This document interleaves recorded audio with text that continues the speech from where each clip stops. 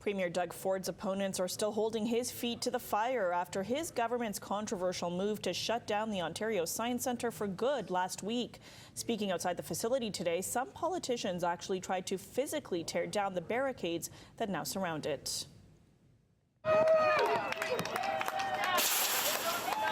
Defying the no trespassing signs that now surround the Science Centre, MPP Kristen Wong-Tam and advocates fighting to save the facility took apart several fences before police stopped them. Tear down that fence! Tear down that fence! The moment has been described as a snapshot of the outrage in the community at its sudden closure just days ago. NDP leader Marit Stiles says the pressure is on the Ford government to reverse the decision. There is massive people power, massive community power out there, right?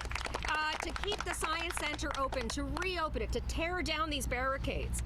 But already layoff notices have gone out. 50 food services employees at the Science Centre lost their jobs this week. No one should lose a paycheck and no one should lose a job out of this decision. And again, it's a simple choice. Bring down the fences today. All of these workers stay employed. The community and students get access to the Science Centre. The Ford government says keeping the Science Centre open is a public safety concern, pointing to a new engineering report that found the roof is at risk of collapsing under snow this winter. And they say it will take 2 years and cost $40 million to replace it.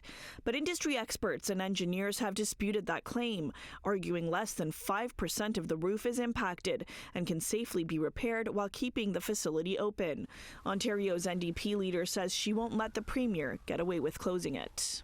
This is demolition by neglect from a government that is eroding our public goods. Meanwhile, Ontario's Liberal leader Bonnie Crombie, also appearing outside the Science Centre this morning, has promised if she is elected Premier, she will appoint a special investigator to conduct a deep dive into what she describes as the Premier's shady backroom deals, including his sudden decision to shutter the facility. The Auditor General is backed up. FAO is backed up. We need a dedicated special investigator. Let's have transparency. Let's have accountability. And Toronto City councillors also aren't giving up on the Science Centre without a fight. A motion has been added to the agenda at City Council. If passed, city staff will be asked to look into what can be done to help keep the attraction open. And council may have a little leverage here. The building sits on city-owned land and has been leased to the province for 99 years.